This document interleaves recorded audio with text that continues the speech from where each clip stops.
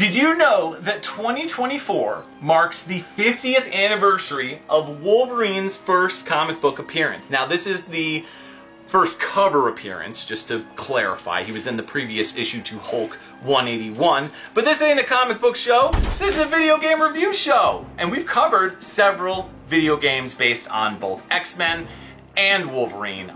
Without further ado, I pooled my Patreon resources to get you the live-action Wolverine himself, ladies and gentlemen, Hugh Jackman.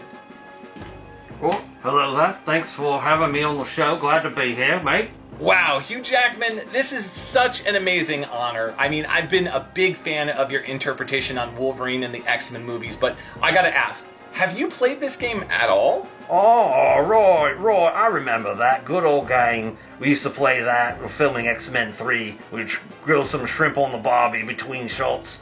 Kelsey, he'd stay in makeup and character and just eat them right off the grill with his hands.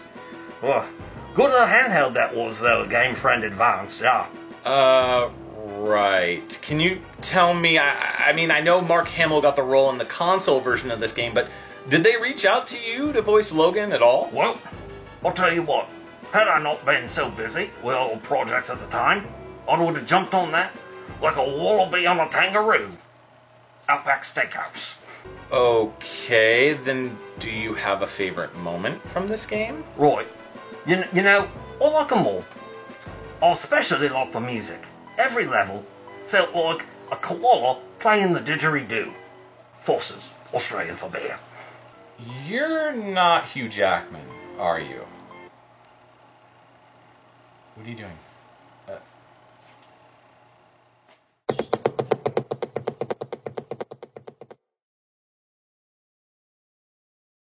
Okay.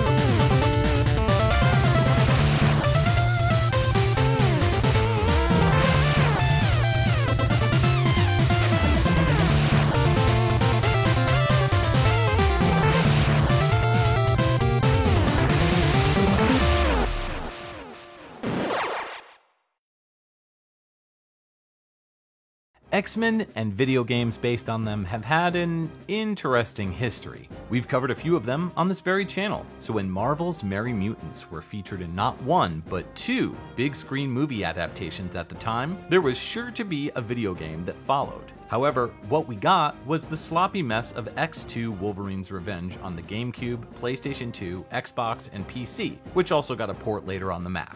I remember getting this game on GameCube when it came out, and I was so frustrated with how good it could have been. I mean, an X-Men action game with a focus on Wolverine, with script work by Wolverine comic book writer Larry Hama, styled like the comics, with voice acting by Patrick Stewart as Professor X and Mark Hamill as Wolverine? How could this have been bad? Well, at least there's a coupon for some buy one get one ice cream included in each copy. Oh man, expired. How am I supposed to get my 31 flavor swirl on? Anyways, there were glimmers of greatness, but overall the game had too many problems for it to get an overall positive review. Fortunately, Activision had the good sense to put Vicarious Visions on a Game Boy Advance version.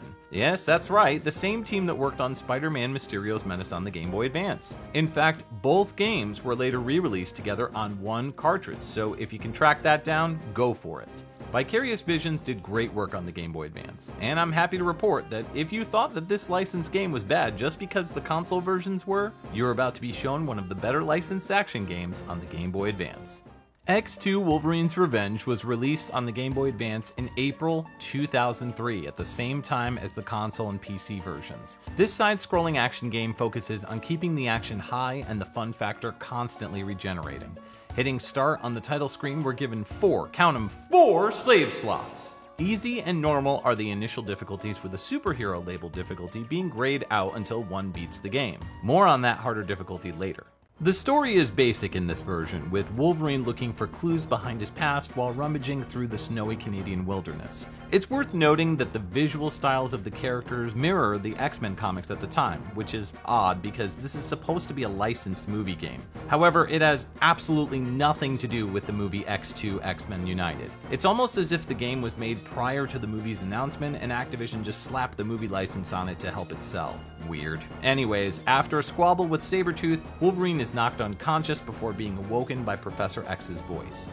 The game features 8 stages, dubbed as acts, with the largest focus being action platforming with an occasional focus on stealth elements. Professor X's head, which kinda looks like a fuzzy pink marshmallow here, floats around waiting to be punched so he can give you the basic walkthrough of the controls. Using the directional pad, you can move Logan around, with the A button allowing a jump and the B button being used for attacks. Wolverine can pop his claws with the L button, and yeah, his claws don't hurt him when he uses them. Which is exactly the way it should have gone down. I mean, why Wolverine would lose health when popping his claws doesn't make any sense. His claws are there, they're out, he should be fine.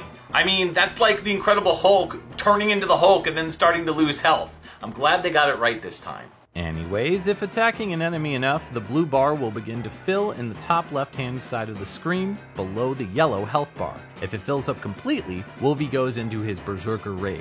The screen turns red and the bar begins to drain as he can unleash more furious attacks with greater range.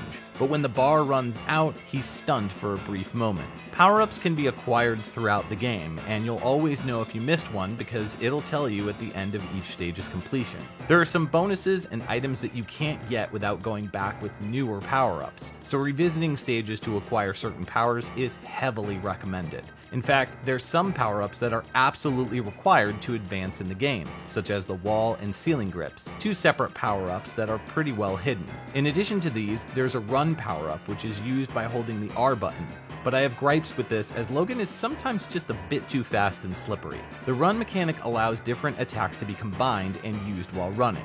Double jump somersault is another power-up that can be acquired in addition to a slide attack, which allows Wolvie to get into tight spaces and makes for a solid alternate attack with or without claws popped. In fact, ducking and attacking was a great strategy that helped me overcome many of the harder enemies in the game.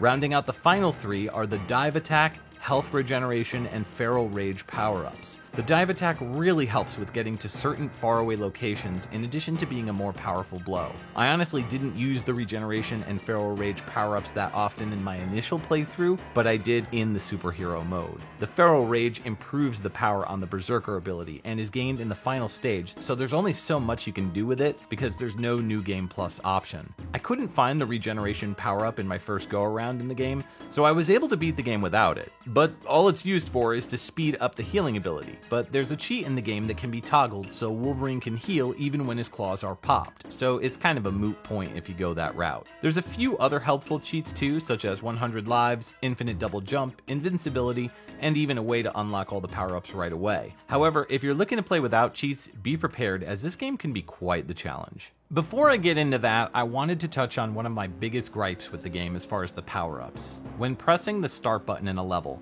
there's an option to see which power-ups you've already acquired. However, there's no specific order to them in terms of how you collected them, and there's no indication as to which stage you need to go back to. So if someone isn't able to finish the game in one sitting, they may have a memory lapse regarding which level they need to go to so the power-up can be located. Why couldn't they have made the power-ups line up with the level's order? I mean, top 4 could have been the first 4 stages and the bottom 4 could have been the final 4 stages. Even in the manual, there's no indication which power-up is in which level. The only time you're notified that you collected the power-up is at the end of the level. It would have been helpful if they had put something in the game that would tell you if a power-up was grabbed already before you play through the entire level all over again. The narrative in the cutscenes fills in the blank between stages with a heavy focus on action and platforming. Wolverine's given several lives with continues and 1-ups littered throughout the adventure. I never ended up running out of continues on normal difficulty, so the game does a great job of being fair while still giving the player plenty of chances to avoid failing. Logan will visit the snowy mountains of Canada in Act 1, followed by the Weapon X facility in Act 2, and Act 3 brings our hero to Mount Arakawa in Japan before discovering a hidden underground lair during during Act 4. Returning to Act 5's Xavier Institute, Logan will then head out to Act 6 and 7's outer and inner locations respectively, before the finale at Magneto's lair, considered Act 8. Honestly, I couldn't really follow the story here, and it felt like the cutscenes were just fodder, stitching together a barely cohesive plot. Just ignore the story and stay for the gameplay. Each stage will feature a different scenario with a heavy focus on stealth in certain levels. Wolverine can either chase Sabretooth without touching him or avoid security droids, ninjas, or Hellfire Club baddies, depending on the levels. However, stealth usually means there's a punishment in the form of a redo of the stage or perhaps a ranking system to see how well you did. Well, there's nothing like that in X2 Wolverine's Revenge. Aside from the Sabretooth chase scenes where Logan will have to start over if he's caught, the regular stages with stealth elements only lock down doors temporarily while an alarm blares out, sending security bots or more enemies through the doors. Once cleared, the alarm stops, allowing the game to progress. It kind of begs the question, why do I need to be stealthy here? There's even quick stealth kills that can be initiated behind an enemy's back with the claws sheathed while pressing up and B, but yeah, like what's the point? Just pop those claws and ignore Xavier's wishes to use stealth. Most levels will require the gathering of keycards or tracking scents of characters via a compass with the scent visuals, which just end up looking like stinky farts. And of course, CDs. CD's nuts in your mouth, am I right? How are you, Mark Hamill? Nice to meet you. Whoa, look who it is, everybody! It's the voice of Wolverine, well, in the console version of this game, but still, nevertheless, Mark Hamill! The voice of Batman the Animated Series Joker? And who could forget your time as the Star Wars legend Luke Skywalker? Yeah, XK on the Eyewalker Skay. Mouse isn't gonna like that one. He'll take your kidneys. Trust me, I know. What? That's crazy. This is just a silly review. I know Disney owns these movies now since they have Fox, plus Star Wars, but they wouldn't come after little old me, right? Kid, have you seen JonTron lately? No. It's because he's in a block of carbonite so thick you couldn't cut it with Mandalorian mayonnaise. Trust me, don't mess with the mouse. Okay, man. Wait, are you sure you're definitely Mark Hamill? What kind of silly question is that? You see this face? You're really gonna question this? Are you doing an impression of Harrison Ford? Maybe. In Xavier's mansion, Wolvie has to locate the students that are scattered throughout the level. This kinda reminds me of something.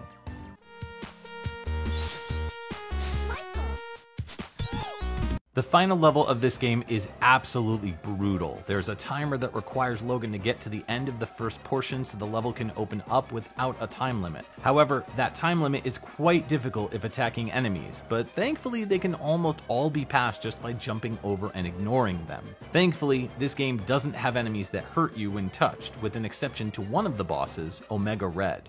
Ooh, let's talk about those bosses. Probably the hardest part of the game are the boss fights, which ramp up in difficulty quite a bit after the second level. Omega Red was particularly annoying because his pattern requires a lot of running, jumping, sliding, and dodging with very little attacking in between, so the fight feels like it goes on forever. Thankfully, the health recharge can be exploited if you're nimble and patient by just putting your claws back in and dodging the crap out of the enemy's attacks. This goes the same for stages as well.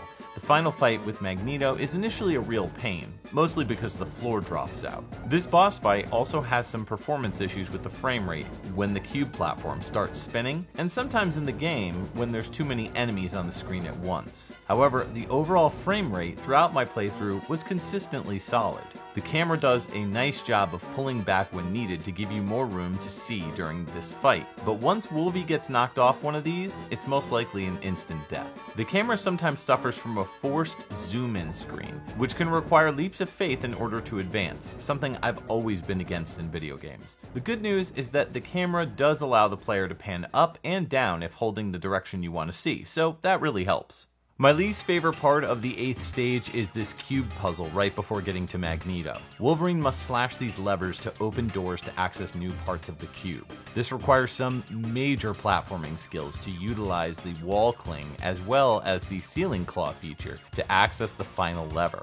Meanwhile, sentry bots will attack you out of nowhere, so you have to either lead them up to your level or be really quick with your movements and attacks. It's worth noting that using a continue win at a boss fight puts you right back into the boss fight, which I'm eternally grateful for, as nothing drives me more insane than clawing your way to a boss only to die and have to return to the beginning of the stage. This does happen with a game over, but still, continues are a massive help.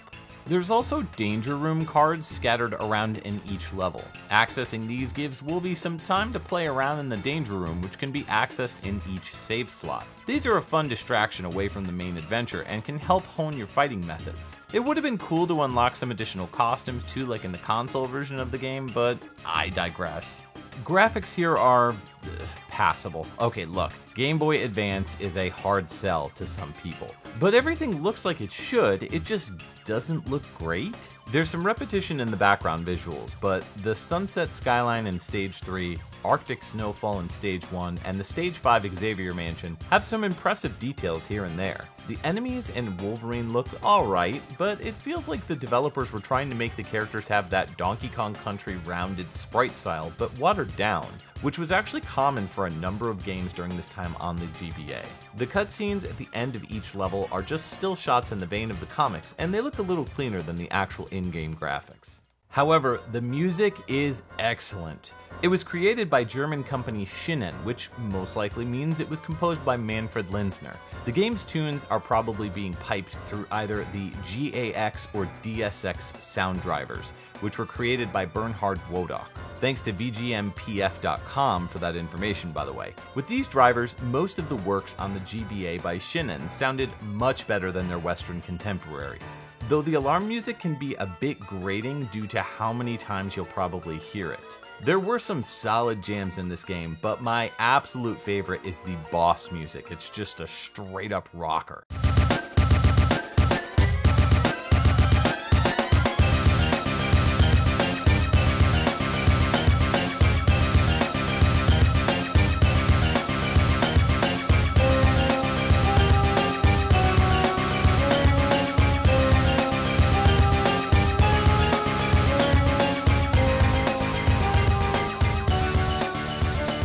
Then there's this track, which sounds familiar.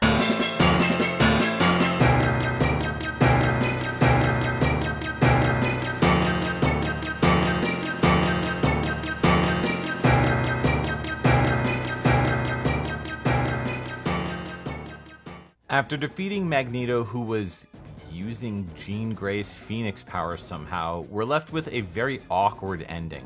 Wolvie doesn't like sharing much? Why would he share? Why does Iceman look so douchey? This can't be the real ending though, right? Well, once superhero mode is unlocked, that's when the real difficulty kicks in. Enemies are way harder to kill, take off a lot more health, and I swear this Sabretooth chase scene got 1,000 times more difficult. The final fight is different as well. After you defeat Magneto, you have to take on Dark Phoenix, but not directly. You have to destroy these servers on the floor and make sure that you're light on your feet because Jean's fireballs can kill you in 2 hits. But pulling yourself up by your gamer cred bootstraps to defeat this one on superhero mode nets you a bonus gallery. That's it? The ending is exactly the same? Well, that's disappointing. There's extra stuff to do by unlocking the Danger Room challenges, which can be found in each level, so there's plenty of extra content for those who want it. It's quite sizable for a licensed game on a handheld. Look, I realize the Game Boy Advance is not everyone's cup of tea, but there's a swarm of excellent licensed games on it, and X2 Wolverine's Revenge is just one of them. Sure, Logan is a little too fast and combat can be a bit repetitive, but I had so much fun with this game back in the day, and even when revisiting it all these years later. Plus, this game is still cheap enough that it won't break the bank, which is good since it'll never be re-released again, so go grab you some X2, baby. Man, I really enjoyed reviewing this one. But it kind of makes me want to take a look at some more Game Boy Advance games. And you know what, Mark Hamill? You don't scare me. I could review anything I want to, and Disney's not going to do anything to stop me. No! Yes, it's time. Kid, don't do this. Stay away from the dark side of the Force. I'm going to look at a Star Wars game on the Game Boy Advance. And you know what? Screw you, Disney. In the words of Cal Dodd, the one and only Wolverine for me, I go where I want to go. What the? What happened to the lights? Sorry, kid. I tried to warn you. Nobody messes with the House of Mouse.